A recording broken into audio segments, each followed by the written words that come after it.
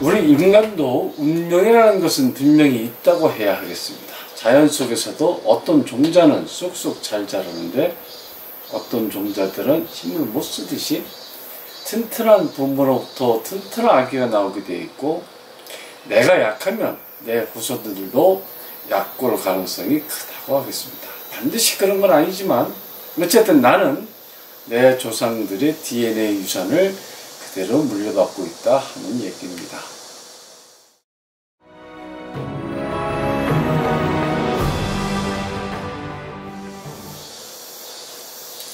오늘은 우리들의 몸에 대해서 살펴보도록 하겠습니다. 우리들의 정신이라는 것도 몸 상태의 외적 표현에 불과하지 않느냐 하는 게 평소 저희 생각입니다. 더우면 덥다고 표현하게 되어 있고 추우면 춥다고 말하는 게 우리들이다 하는 이야기입니다. 배가 고프면 뭘 먹어야겠다는 생각을 하게 됩니다. 냉정히 말해서 우리들의 몸 컨디션을 좋게 하는 노력, 인간들은 여기에 모두 집중했던 동물이라 해도 틀린 말은 아니겠습니다. 이래서 천하의 양반, 군자도 열을 굶으면 도적질을 안 할 수 없다는 얘기들이 일찍부터 있었던 게 아닐까 합니다. 생존하기 위해 몸의 모든 세포가 움직이고 있고 그 반대로 움직이는 어떤 세포들이 있다면 이것을 일컬어 병 또는 질환, 암이 생겼다 이렇게 얘기해왔던 것입니다. 의학은 고대의학에서부터 중세의학, 근대의학, 현대의학으로 계속 변화되어 왔습니다. 신학도 계속 변하고 건축학이 계속 변하듯이 의학의 버전들도 자꾸만 변하는 것은 어쩔 수 없는 일입니다.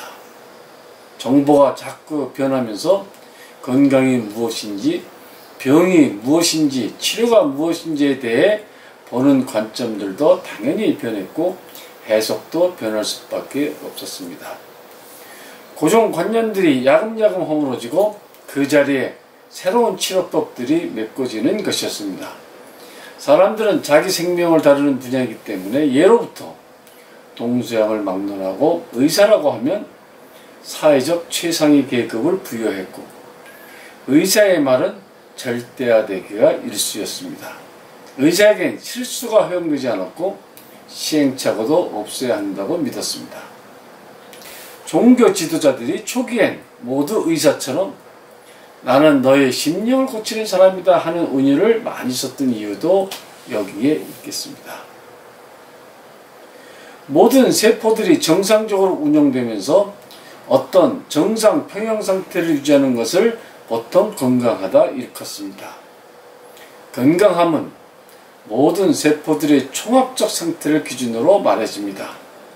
발가락 어디 하나만 다쳐도 통증이 오게 되어 있고 그러면 건강하다 소리를 못합니다. 우리의 몸은 약 30조 개의 세포로 이루어져 있고 매일 3,300억 개의 세포가 태어나고 죽어나가고 이렇게 활발하게 세포 교체가 이루어진다고 매개하고 있습니다. 태양빛 아래에서 식물들이 성장하고 겨울이 되면 말라 죽고 하듯이 우리들의 세포도 생로병사가 계속되고 있다 그런 이야기입니다.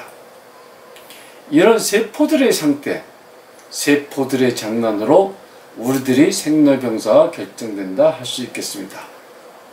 건강한 사람은 건강한 세포 교체와 건강한 기능 유지가 본질이라 하겠습니다. 건축으로 비유하자면 기초공사가 탄탄해야 상하수도가 안 막히고 잘 뚫리고 하는 시기고 전기공사가 잘 되어 있어야 신경망이 인터넷이 잘 돌아간다 그런 이야기입니다. 모든 것이 세월이 가면 부식이 일어나고 여기서부터 병이 나타납니다. 부식이 일어나는 것은 세포 교체에 문제가 생겼다는 이야기입니다. 부식은 자연현상의 하나입니다. 철제집이 산소작용으로 부식이 일어납니다. 목재집도 태양열과 빛에 의해서 약해져 갑니다. 우리 몸을 이루는 뼈와 살도 세월이 가면 계속 기름 잘 쳐주지 않으면 약해지고 꾸부정해지고 어딘가가 부식되고 하는 것은 자연의 일부이기 때문입니다. 이래서 어떤 것이 뭉탱이로 썩고 있을 적에 서양의학에서는 보통 수술기법을 통해서 이를 해결하곤 합니다. 그렇게 문제를 해결할 수 있습니다. 그러나 우리 몸의 상태라는 것이 어느 부분이라고 해서 독립된 개체로 존재하는 것은 하나도 없다는 것이 정설입니다. 세포도 약해지면 전체적으로 약해지는 것이 보통이고 어느 부분도 다 전체의 연결망 속에서 벗어나는 것이 없습니다. 그럼에도 전체를 총괄하는 입장에서 말하자면 계속 건강한 세포가 생성되고 계속 쓰레기들, 죽은 세포들이 잘 처리되고 한다면 인간의 수명도 계속 늘어난다고 하는 것은 분명하다 하겠습니다. 스트레스는 세포 전체의 총합적 헤드쿼터 사령부에 자꾸 어떤 부하가 걸린다는 현상입니다. 좋은 스트레스로 바꾸는 지혜가 필요하겠습니다. 그리고 서양 의학만 너무 좋아하지 마시고 기능적으로 분석하고 해부에서 외과 치료적으로 수술하는 서양 의학 체계만 너무 신봉하지 마시고 몸 전체를, 컨디션 전체를 늘 평형적으로 안정시키는 것을 중심으로 치료체계를 잡고 있는 동양적 또는 통합적 의료 진단과 처방체계도 살펴보실 것을 권하고자 합니다. 우리 몸은 그 자체로 상당한 복원력이 있고 모든 세포들은 중앙 헤드쿼터를 향해 나 여기 있어 하고 말하고 있는데, 그래서 어디에 무슨 고장이 좀 생기면 금세 나 이상이 생겼어요 하고 외치고 그 주변 세포들이 다 나서서 이상을 정상으로 만드는 노력을 스스로 한다는 것입니다. 이런 스스로의 복원 능력이 있음에도 이것이 작동되지 않고 그 범위를 넘쳐 위기 상황으로 치달을 때 서양 의학은 이러할 때 매우 기묘한 치료체계라 하겠습니다.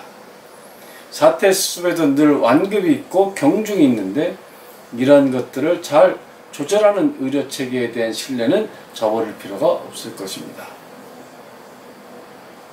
세포들이 각자 있는 것 같지만 이 각자를 연결하는 것은 피입니다. 피는 바로 물이고 물은 유기화합물, 무기화합물들을 매개하는 연결고리입니다. 피가 잘 돌면, 그리고 피 속에 산소들이 잘 배합되어 있으면 피를 통해 에너지들이 온몸 구석구석까지 전달된다 하겠습니다. 이래서 맑은 공기와 깨끗한 물, 좋은 음식은 우리 몸 상태를 좋게 만드는 기본 요소라 하겠습니다. 성인이 되어서 당뇨병을 많이들 걱정하는데 그 이유는 맑은 피가 흐르지 아니하고 마치 폐수나 오수처럼 안 좋은 피가 흘러서 다른 부작용을 일으키기 때문에 이를 걱정하는 일이다 해야 하겠습니다. 매연이 가득한 동네에서는 우리 온몸 가득, 세포 가득 찐득찐득한 세포들로 엉겨붙는다, 그런 얘기들입니다. 폐가 그렇게 고장나고 허파나 콩팥 이런 장기들이 모두 영향을 받는다 하겠습니다. 성인이 되면 제일로 걱정하는 것이 혈액순환인 이유는 모든 만병이 혈액순환이 잘 안되는 데서부터 시작되기 때문이라고 하겠습니다. 심혈관계 질환도 모두 피가 잘 안 통하는 데서부터 오는 것이고 모든 염증들 이런 것들도 피가 맑으면 상당히 해소된다는 것이 기본이 되겠습니다. 피를 맑게 하는 양파 같은 음식들 많이 잡수시기를 권하겠습니다. 오늘은 여기까지 하겠습니다. 서울대 장회익 물리학과 교수는 전 지구의 생명세계 속에서 우리 인간이라는 종이 전 지구적 생명 생태계를 파괴시킬 수 있는 가장 위험한 암세포가 될 수도 있다는 것을 경고해주는 분으로 유명하신 분입니다. 암세포는 자기가 살기 위해 모세포 전체 생명 시스템을 교란시키는 세포라는 것입니다. 모세포가 죽어야 자기도 그 안에서 죽는다는 세포입니다. 우리들의 몸속에서도 암세포도 생겨나고 건강세포도 생겨나고 하는 것이 자연계라 하겠습니다. 이 자연계 전체의 질서를 잘 이해하면서 건강한 세포들, 공존하는 세포들의 평형상태를 잘 유지하는 것은 좋은 건강법이다 하는 것으로 오늘 강의를 마치도록 하겠습니다. 여러분 좋으셨다면 구독과 좋아요, 응원 댓글 3종 세트 꼭 부탁을 드리겠습니다.